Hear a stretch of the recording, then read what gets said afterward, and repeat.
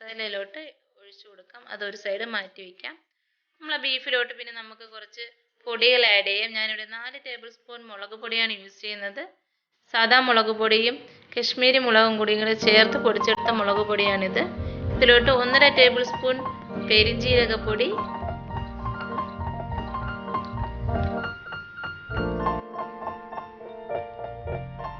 1/2 teaspoon മഞ്ഞൾപ്പൊടി, 1/4 teaspoon കുരുമുളക് പൊടി, ആവശ്യത്തിന് ഉപ്പ്, 1/2 ടീസ്പൂൺ ഗരം മസാല പൊടി. ഇത്രയും പൊടികളിട്ട് നമുക്ക് നല്ലതുപോലെ ഇളക്കി യോജിപ്പിക്കാം. ഇളക്കി യോജിച്ച് ഉപ്പെല്ലാം പിടിക്കാനായിട്ട് ഒരു 1/2 മണിക്കൂർ വെച്ചിരുന്ന് നമുക്ക് റെസ്റ്റ് ചെയ്തതിന് ശേഷം നമുക്കിതിനെ ഒന്ന് ഓയിലിൽ ഫ്രൈ ചെയ്തെടുക്കണം. എല്ലാം സെറ്റാക്കി വെച്ചതിന് ശേഷം നമുക്കൊരു പാൻ അടുപ്പത്ത് വയ്ക്കാം. പാൻ അടുപ്പത്ത് വെച്ച് തീ കത്തിച്ചു കൊടുത്ത് ചട്ടി ചൂടാകുമ്പോഴത്തേക്ക് നമുക്ക് വെളിച്ചെണ്ണ ഒഴിച്ചു കൊടുക്കാം. വെളിച്ചെണ്ണയിൽ ഉണ്ടാക്കുമ്പോഴത്തേക്കാണ് നമ്മുടെ നാടൻ വിഭവങ്ങൾക്ക് കൂടുതൽ ടേസ്റ്റ് കിട്ടുന്നത്. എണ്ണ ചൂടാകുമ്പോഴത്തേക്ക് നമ്മുടെ ബീഫ് കഷ്ണങ്ങളൊക്കെ ഇതിലോട്ട് ഇട്ട് കൊടുക്കാം.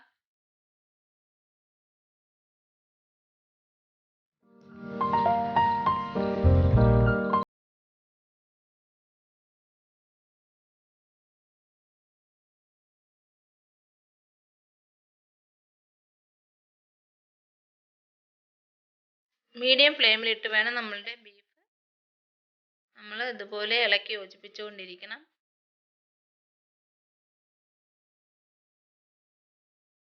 അടച്ചു വെച്ച് കൊടുത്ത് നമ്മൾ ഇടയ്ക്കിടയ്ക്ക് ഇതുപോലെ ഇളക്കി കൊടുക്കണം, അല്ലെങ്കിൽ അടി പിടിക്കാൻ ചാൻസ് ഉണ്ട്.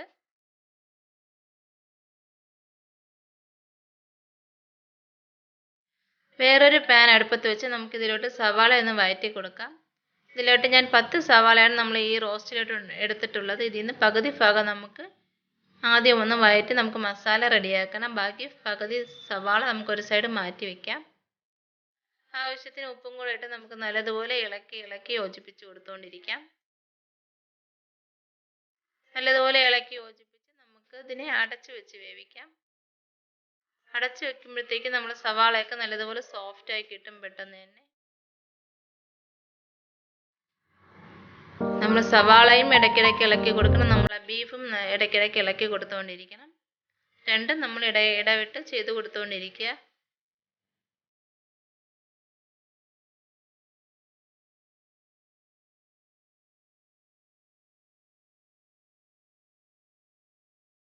അങ്ങനെ ഇളക്കി കൊടുത്ത് നമുക്ക് അടച്ചു വെച്ച് സവാള നല്ല സോഫ്റ്റ് ആക്കി എടുക്കാം. നമ്മളെ ബീഫ് ഇതുപോലെ വെന്തൊരു സൈഡ് വരുന്നുണ്ട്. നല്ല ഓവർ ഫ്രൈ ചെയ്യേണ്ട ആവശ്യമില്ല. നല്ല നമുക്ക് കടിക്കാൻ കഴിയുന്ന രീതിയിൽ നമുക്ക് ആയാൽ മതിയാകും.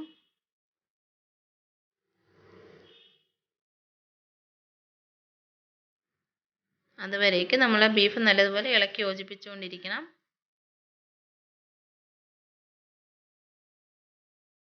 മസാലകളെല്ലാം പിടിച്ച് നല്ല സെറ്റായി വരുന്നുണ്ട്. നമ്മൾ സവാള ഇതുപോലെ നല്ലതുപോലെ ഇളക്കി കൊടുത്തുകൊണ്ടിരിക്കുക. സവാള നല്ല സോഫ്റ്റായി കിട്ടി തുടങ്ങിയിട്ടുണ്ട്. നമ്മൾ ഇളക്കി കൊടുത്ത് നമുക്ക് അടച്ചു വെച്ച് വീണ്ടും നമുക്ക് സോഫ്റ്റാക്കി എടുക്കാം. നമ്മളെ ബീഫ് ഇവിടെ ഏകദേശം റെഡിയായി കിട്ടിയിട്ടുണ്ട്. ഇതിലോട്ട് നമ്മൾ നേരത്തെ മാറ്റി വെച്ച് സവാള കട്ട് ചെയ്തതും കൂടെ ഇട്ട് കൊടുത്ത് നമുക്ക് നല്ലതുപോലെ ഇളക്കി യോജിപ്പിക്കാം. ഇളക്കിയതിന് ശേഷം നമുക്കിതിനെ അടച്ചു വെച്ച് നേരത്തെ ചെയ്തതുപോലെ ഇളക്കി കൊടുത്തുകൊണ്ടിരിക്കുക ഇടയ്ക്കിടയ്ക്ക്.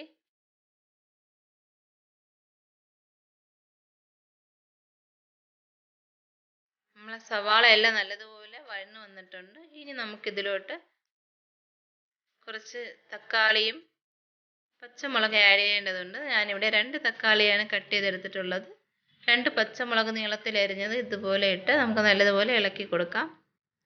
തക്കാളിയൊക്കെ സോഫ്റ്റ് ആവാൻ വേണ്ടി നമുക്ക് അടച്ചു വെച്ച് വേവിക്കാം. നമ്മളെ ബീഫിലുള്ള സവാളയൊക്കെ നല്ല സോഫ്റ്റായി തുടങ്ങിയിട്ടുണ്ട്. നമ്മൾ വീണ്ടും ഇളക്കി കൊടുത്തുകൊണ്ടിരിക്കണം.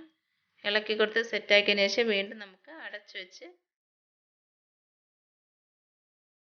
നമ്മളെ തക്കാളിയൊക്കെ സോഫ്റ്റായി കിട്ടിയിട്ടുണ്ട്. ഇതിലോട്ട് നമുക്ക് 1 ടേബിൾ സ്പൂൺ ഇഞ്ചി വെളുത്തുള്ളി പച്ചമുളക് ചതച്ചത് ഇട്ട് കൊടുക്കാം.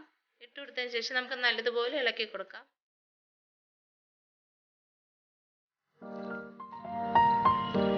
നല്ലതുപോലെ ഇളക്കിയതിന് ശേഷം നമുക്കിതിലോട്ട് നമ്മളെ മസാലപ്പൊടികൾ ആഡ് ചെയ്യാം. ഞാനിവിടെ 2 ടേബിൾ സ്പൂൺ മുളക് പൊടിയാണ് ഇട്ട് കൊടുക്കുന്നത്. എരിവിനനുസരിച്ച് നിങ്ങൾക്ക് കൂട്ടുകയും കുറയ്ക്കുകയും ചെയ്യാം. ഞാനിതിലോട്ട് 3 ടേബിൾ സ്പൂൺ മല്ലിപ്പൊടി, 1 ടീസ്പൂൺ പെരിഞ്ജീരകപ്പൊടി, 1/2 ടീസ്പൂൺ മഞ്ഞൾപ്പൊടി, ഇത്രയും മസാലകളിട്ട് നല്ലതുപോലെ ഇളക്കി യോജിപ്പിക്കാം. മസാലയുടെ പച്ച ചുവ മാറുന്നവരെ നമുക്ക് നല്ലതുപോലെ ഇളക്കി യോജിപ്പിക്കാം. നല്ലതുപോലെ ഇളക്കി യോജിപ്പിച്ച് അതിനുശേഷം നമ്മൾ നേരത്തെ ബീഫ് വേവിച്ച വെള്ളം ഇതിലോട്ട് ഒഴിച്ചു കൊടുക്കാം. അത് നമുക്ക് ഒന്ന് കുറുകാനായിട്ട് വെക്കാം. നമ്മളെ ബീഫിലെ സവാളയൊക്കെ നല്ലതുപോലെ സോഫ്റ്റായി കിട്ടിയിട്ടുണ്ട്. ഇതിലോട്ട് നമുക്ക് കുറച്ച് നമ്മളെ മെയിൻ ഇൻഗ്രീഡിയൻ്റ് ആയ തേങ്ങ കൊത്തിട്ട് കൊടുത്ത് നല്ലതുപോലെ ഇളക്കി കൊടുക്കാം. നമ്മളെ മസാല നല്ലതുപോലെ വഴന്ന് കിട്ടിയിട്ടുണ്ട്, നല്ല തിക്കായി കിട്ടിയിട്ടുണ്ട്. ഇത് നമുക്ക് നമ്മളെ ബീഫിലോട്ട് ഒഴിച്ചു കൊടുക്കാം. ഇനി നമ്മളെ മസാലയും ബീഫും കൂടെ കിടന്ന് നല്ലതുപോലെ യോജിച്ച് വരണം. അതിനായിട്ട് നമ്മൾ നല്ലതുപോലെ ഇളക്കി കൊടുത്തുകൊണ്ടിരിക്കുക. നമ്മളെ ബീഫിലെ മെയിൻ ഘടകമാണ് തേങ്ങാക്കൊത്ത്. അത് നമ്മൾ ഇട്ട് കൊടുക്കണം. അതിട്ട് കൊടുത്ത് നമുക്ക് നല്ലതുപോലെ ഇളക്കി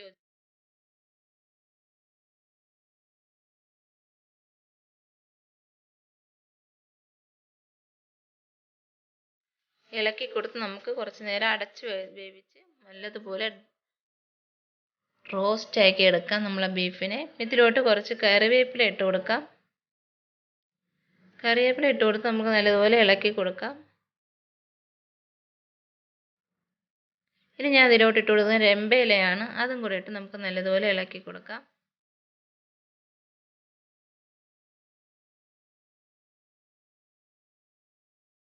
നമുക്ക് അടച്ചു വെച്ച് വേവിച്ചെടുക്കാം. നല്ലതുപോലെ ഡ്രൈ ആയിട്ടുണ്ട് നമ്മുടെ ബീഫ്. ഇനി ഞാൻ ലാസ്റ്റായിട്ട് ഇതിലോട്ട് ആഡ് ചെയ്യുന്നത് മല്ലിയില കട്ട് ചെയ്തതാണ്. ലാസ്റ്റ് ഡെക്കറേഷനായിട്ട് ഞാനിവിടെ മല്ലിയില ഇട്ട് കൊടുത്തിട്ടുണ്ട്. അങ്ങനെ നമ്മൾ ടേസ്റ്റി ആയിട്ടുള്ള നാടൻ തേങ്ങാക്കൊത്തിട്ട് വെച്ച ബീഫ് റോസ്റ്റ് ഇവിടെ റെഡി ആയിട്ടുണ്ട്. എല്ലാവരും ഇതൊന്ന് ട്രൈ ചെയ്ത് നോക്കുക. ഫീഡ്ബാക്ക് അറിയിക്കുക. ഫ്രണ്ട്സും ഫാമിലിക്കും ഷെയർ ചെയ്ത് കൊടുക്കുക. നമുക്കത് സെർവിങ് പ്ലേറ്റിലോട്ട് ഇട്ട് കൊടുക്കാം. അങ്ങനെ ടേസ്റ്റ് ആയിട്ടുള്ള ബീഫ് റോസ്റ്റ് ഇവിടെ റെഡി ആയിട്ടുണ്ട്. വീണ്ടും ഒരു അടിപൊളി റെസിപ്പിയായിട്ട് കാണുന്നവരെ ടേക്ക് കെയർ. ബൈ.